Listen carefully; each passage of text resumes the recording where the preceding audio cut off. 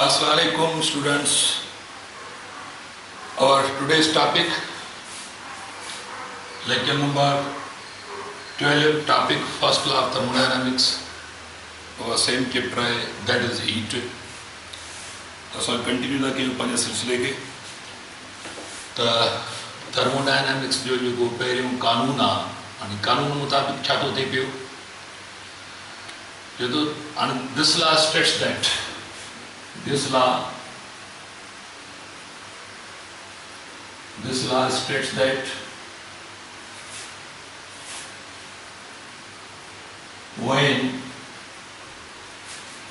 some amount of energy, some amount of heat energy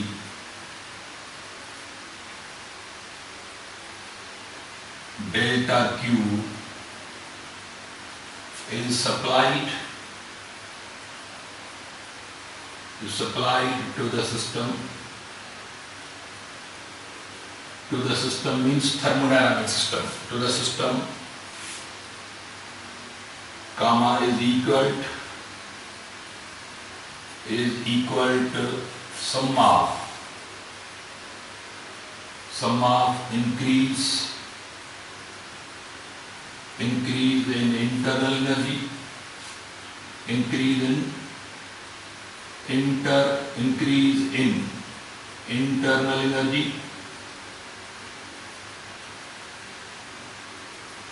internal energy, delta U, and work done by the system. Delta W. The mathematically delta Q is equal to the amount of heat supplied to the system is equal to sum of increase in internal energy delta U plus work done by the system. Yani this law states that when some amount of heat energy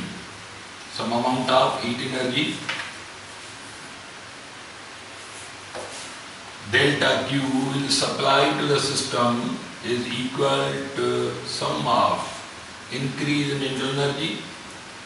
delta U and work done by the system. माना heat supply कभी त काॾे वेंदी कुझु system जी internal energy increase थींदी ऐं कुझु work थींदो. मिसाल कीअं ही तव्हां वटि सिस्टम आहे हाणे सिस्टम में बाबा जेकर असां delta Q amount heat supply था कयूं त पोइ सिस्टम में यादि रखे छॾियो त अंदरि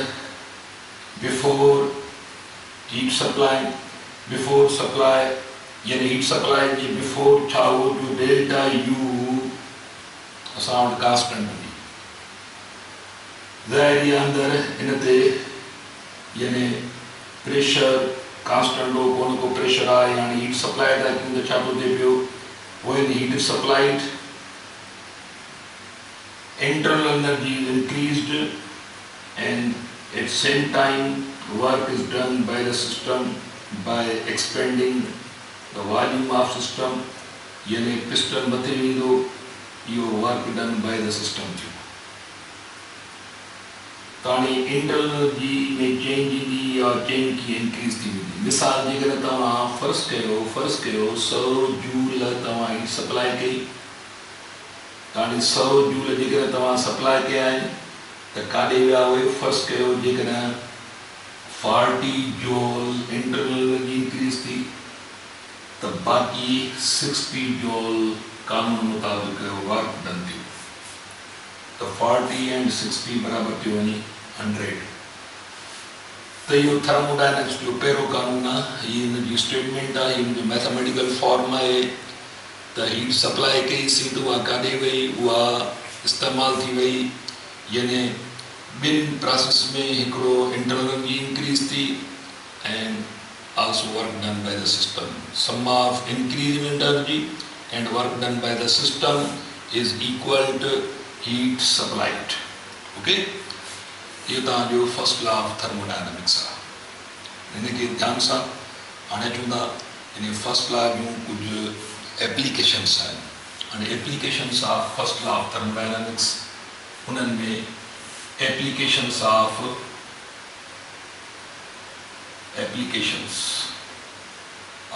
फर्स्ट लॉ ऑफ थर्मोडायनामिक्स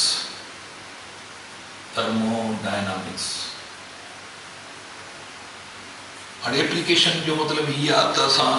यानी इन सिस्टम के volume by pressure by temperature by त असां का फिजिकल क्वांटिटी कांस्टेंट रखंदासीं। मिसाल असांजो पहिरियों एप्लीकेशन आहे first application isobaric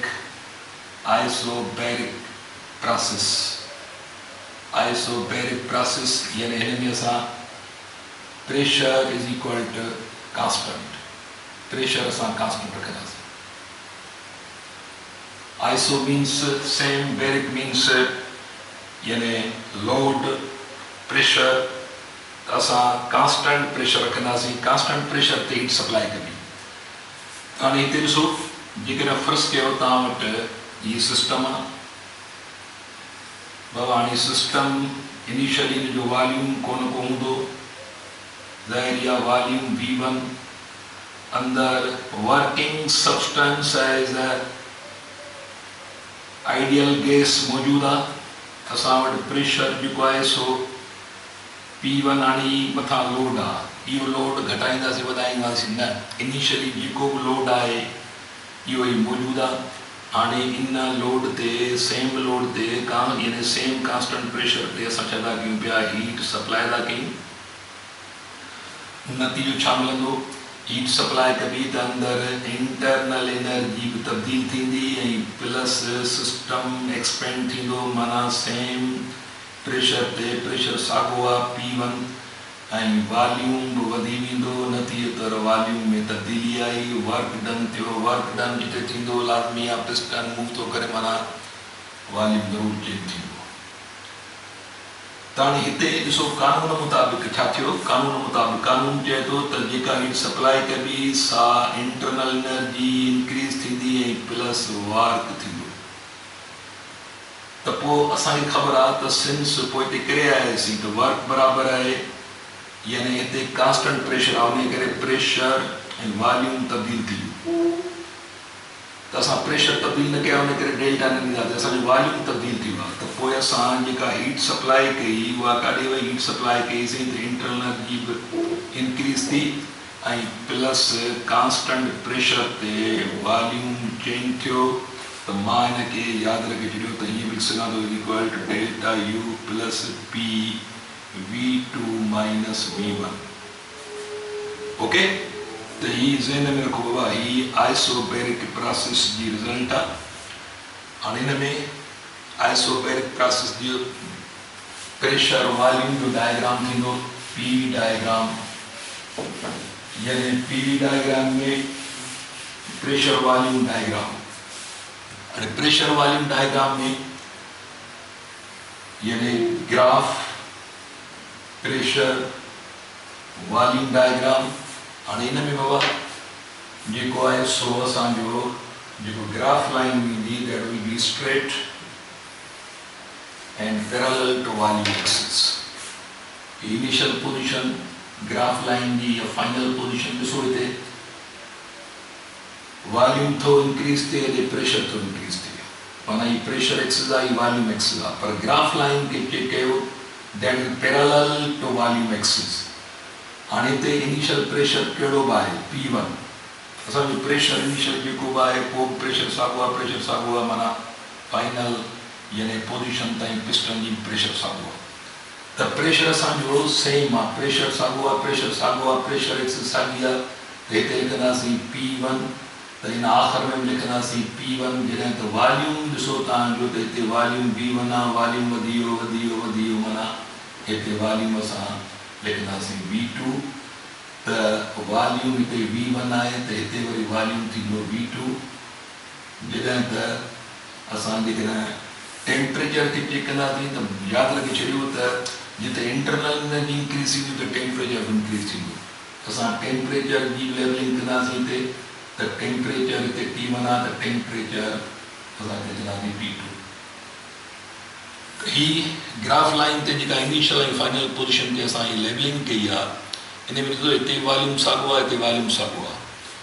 sorry volume हिते V1 आहे, हिते वॉल्यूम V2 आहे, पर प्रेशर सेम आहे, हिते साॻियो प्रेशर आहे, आख़िर में प्रेशर साॻियो आहे। ही प्रेशर वॉल्यूम यानी जंहिंखे PV diagram of isobaric process, isobaric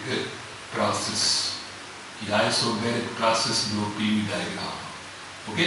यानी कि ध्यान सां थोरो जज करे छॾियो त इहो तव्हांजो आइसोबैरिक जो जेको आहे सो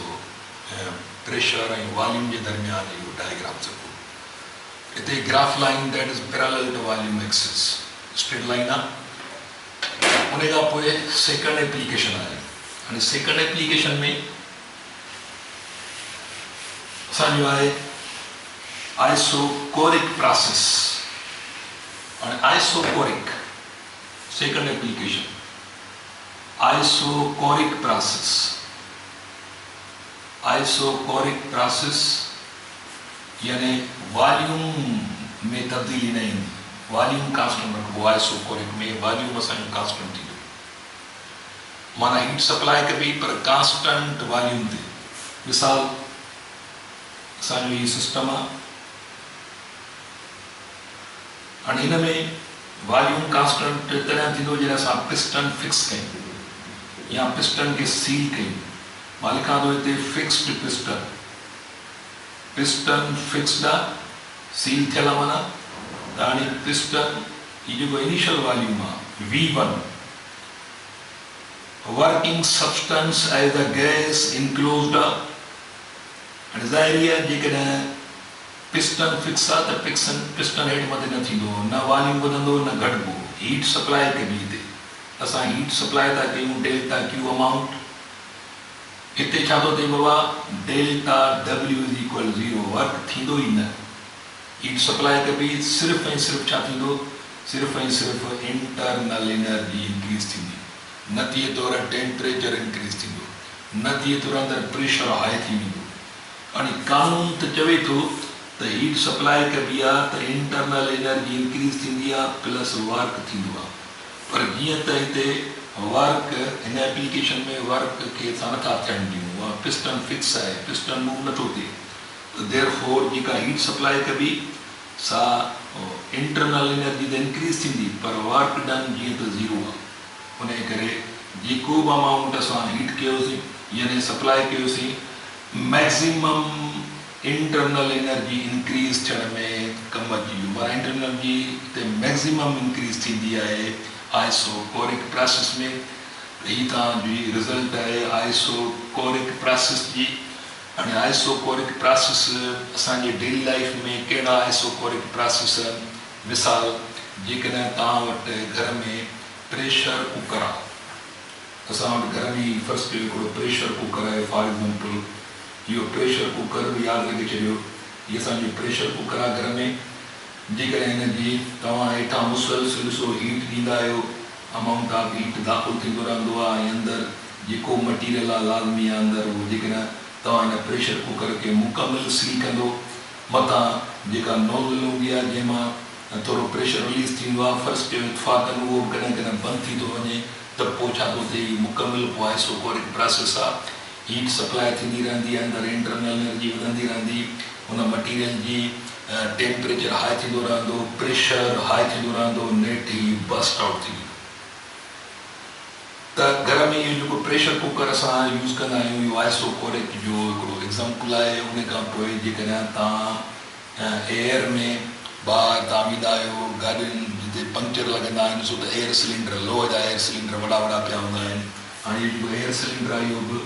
आइसोकोरिक प्रोसेस जो हिकिड़ो एग्ज़ाम्पल आहे। ॾिसो हिन में हीट इनक्लोज लॻी पई आहे, यानी गैस अंदरि, एयर माना एयर अंदरि लॻी भरी पई आहे। जेकॾहिं इहो मुसलसिल हाणे कांस्टेंट वॉल्यूम आहे, हिन जो फिक्स वॉल्यूम आहे, ऐं मुसलसिल सनलाइट जे करे अंदरि यानी सन हीट जेका आहे उहा मुसलसिल जेको आहे सो कंडक्ट थी रही आहे, अंदरि हीट कंडक्ट थींदी, ज़ाहिर आहे वॉल्यूम त कोन थो वधे पियो, अंदर हीट कंडक्ट थी रहंदी त अंदर इंटरनल एनर्जी इंक्रीज थी रहंदी लाज़मी आहे टेम्परेचर पोइ वधंदो रहंदो त प्रेशर वधंदो रहंदो नेट मुमकिन आहे एतिरी लिमिट यानी आउट थी वञे जो या कॾहिं कॾहिं सिलेंडर उस में पहले बस्ट आउट थींदा आहिनि फाटी पवंदा आहिनि ठीकु आहे त प्रेशर हाई थी वेंदो आहे त इहो बि आइसोकोरिक प्रोसेस आहे उन खां पोइ रोड ते हलंदड़ टायर जेके आहिनि ट्रकुनि बसुनि जा ऊन्हारे जो बस्ट आउट थींदा आहिनि यानी हीउ हिकिड़ो फर्ज़ु कयो टायर आहे टायर में अॻे ई एयर भरी पई आहे हाणे इहो टायर मुसलसल छा थी रहियो आहे इहो टायर मुसलसल हिकिड़े गरम रोड ते हॉट रोड आहे हॉट रोड ते यानी ऊन्हारो आहे गर्मी जी मौसम आहे टायर मुसलसल हली रहियो आहे लॉन्ग रन ते यानी हली रहियो आहे त हाणे टायर मुसलसल वरिसो रोड सां टच आहे फ्रिक्शन थी रही आहे ॿी गरमाइश मुसलसल अंदरि दाख़िल थी रही आहे त अंदरि जेको टायर आहे उहो टायर हिकिड़ो फिक्स वॉल्यूम आहे हुनजो ट्यूब त एक्सपेंड थींदो आहे पर टायर में जेॾी महिल फाथो त वॉल्यूम फिक्स थी वेंदो हाणे फिक्स वॉल्यूम ते छा था कयो मुसलसल हीट दाख़िल थी रही आहे नेट अंदरि प्रेशर वधंदो वेंदो टेम्परेचर हाई थींदो वेंदो ऐं उहा हद अची सघे थी त टायर बस्ट आउट थी सघे थो ऐं अहिड़े क़िस्म जा यानी वाक़िया या अहिड़े क़िस्म जा इंसिडेंट्स इहे तव्हां थींदा रहंदा आहिनि अहिड़े क़िस्म जा तव्हां सां रोड ते हलंदे हलंदे गाॾियुनि जा टायर बस्ट थी वेंदा आहिनि त इहो आइसोकोरिक जो एग्ज़ाम्पल आहे इहो ज़हन में रखियो ओके उन खां पोइ थर्ड असांजी यानी एप्लीकेशन आहे दैट इज़ अच्छा हिन में जेको डायग्राम थींदो पीवी डायग्राम आइसोकोरिक प्रोसेस जो जेको प्रेशर ऐं वॉल्यूम जे दरमियान डायग्राम थींदो उहो तव्हां यादि रखे छॾियो त इहो थींदो यानी वर्टिकल वञी थी बीहंदो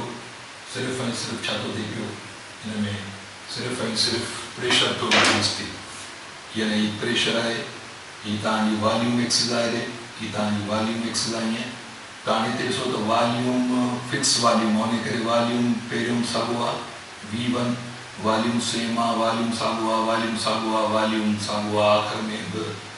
वॉल्यूम V1 हिते बि वॉल्यूम V1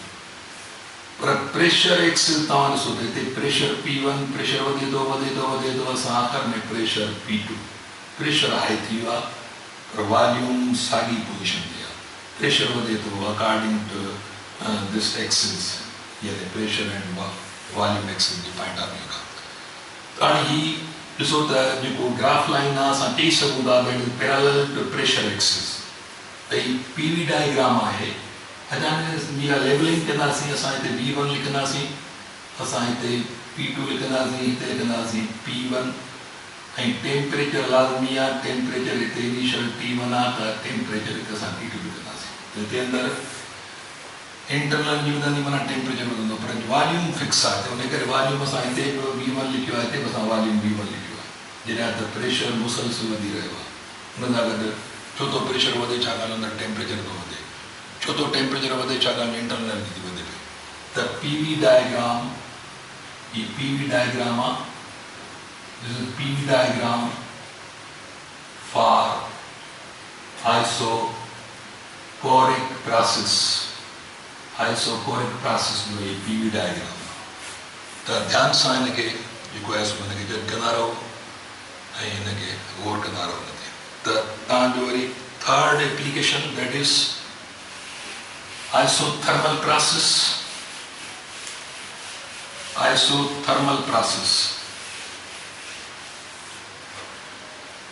नंबर 3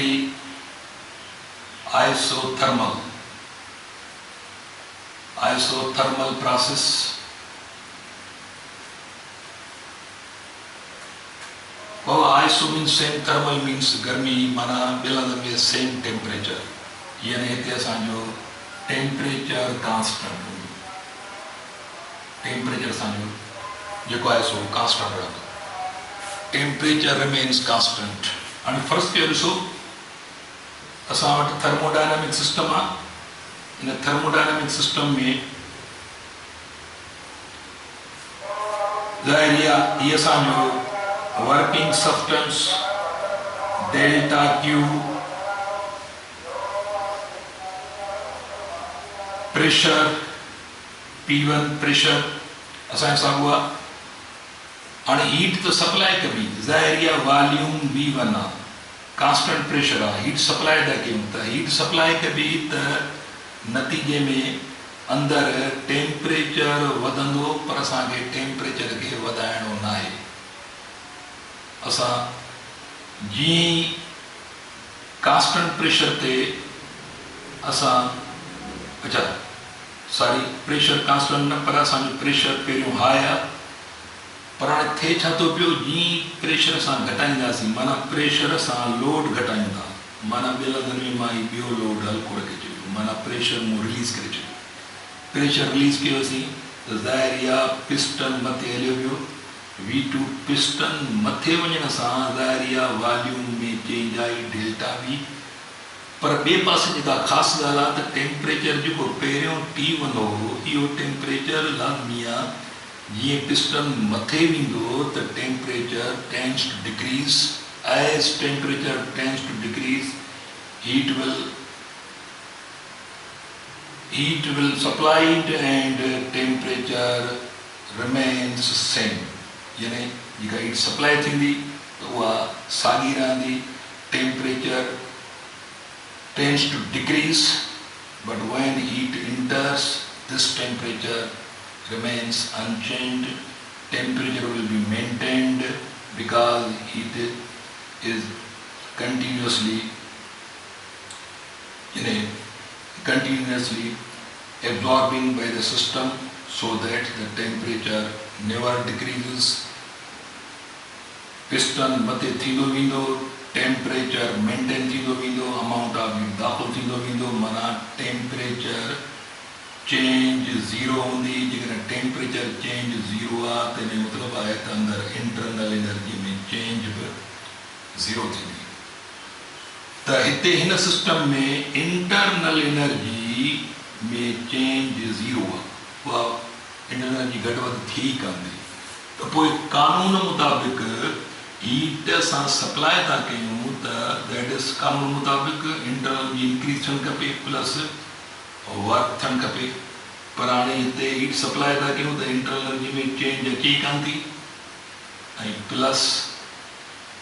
तव्हां ॾिसो त असां प्रेशर चेंज कयो त वॉल्यूम चेंज थी वियो, छाकाणि जो डेल्टा W यानी product of change in pressure and change in volume इहो ज़हन में रखे छॾियो। असां ये रिज़ल्ट है तव्हांजी आइसोथर्मल प्रोसेस जी। असां हिनखे हीअं बि लिखूं था दैट इज़ इक्वल टू यानी P2 minus P1 V2 minus V1, असां हिन साॻी रिज़ल्ट खे हीअं लिखूं था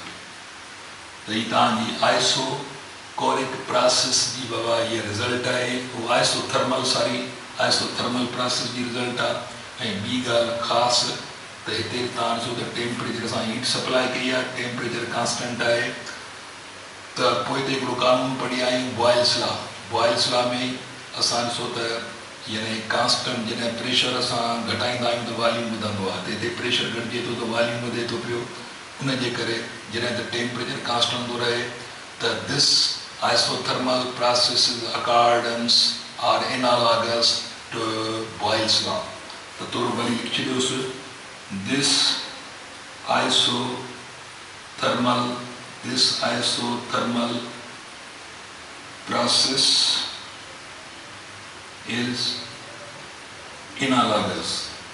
LOGOUS, analogous to Boyle's law,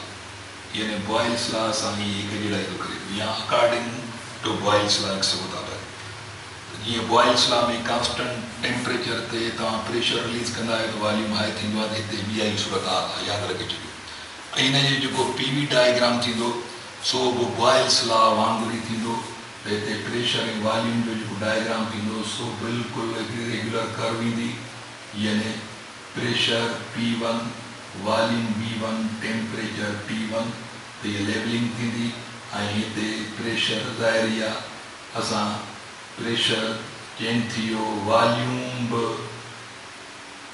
यानी चेंज थी वियो, जॾहिं त टेम्परेचर साॻियो ई रहियो T1, त T1 हिते बि आहे, T1 हेठि बि आहे, त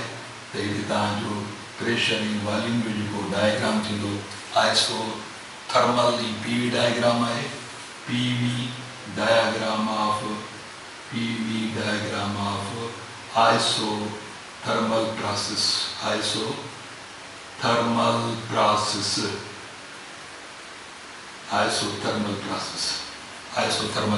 जो ये PV diagram है, जो Boyle's law जो diagram में diagram सागा थींदा है. छाकाण जो this isothermal process is according with Boyle's law, in accordance with Boyle's law, या analogous to Boyle's law. Okay. उनका पोए last application है ना जी बाबा, ना जी का last application हुआ ये थी दी adiabatic process.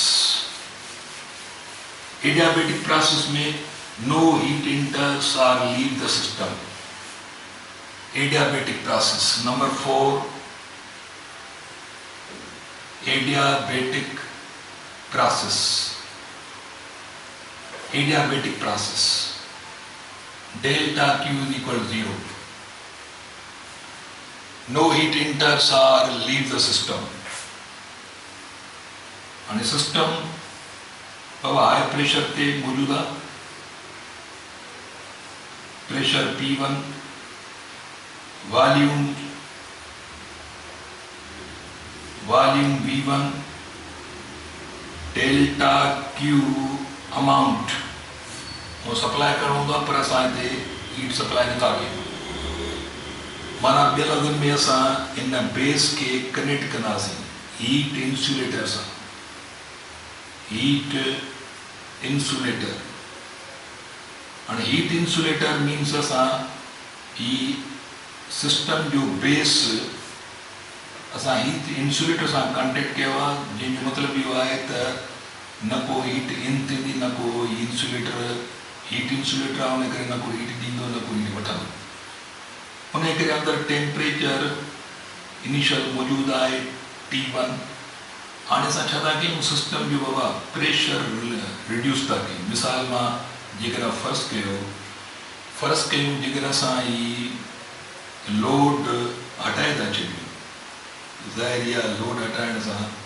ही सिस्टम जेको आहे सो एक्सपेंड थींदो माना सिस्टम जो एक्सपेंशन माना वॉल्यूम वधी वेंदो V2 यानी ॿिए लॻनि में work done by the system मौजूदु आहे पर ज़ाहिर आहे हीट दाख़िल कान थी थिए न थिए थो छा थींदो टेम्परेचर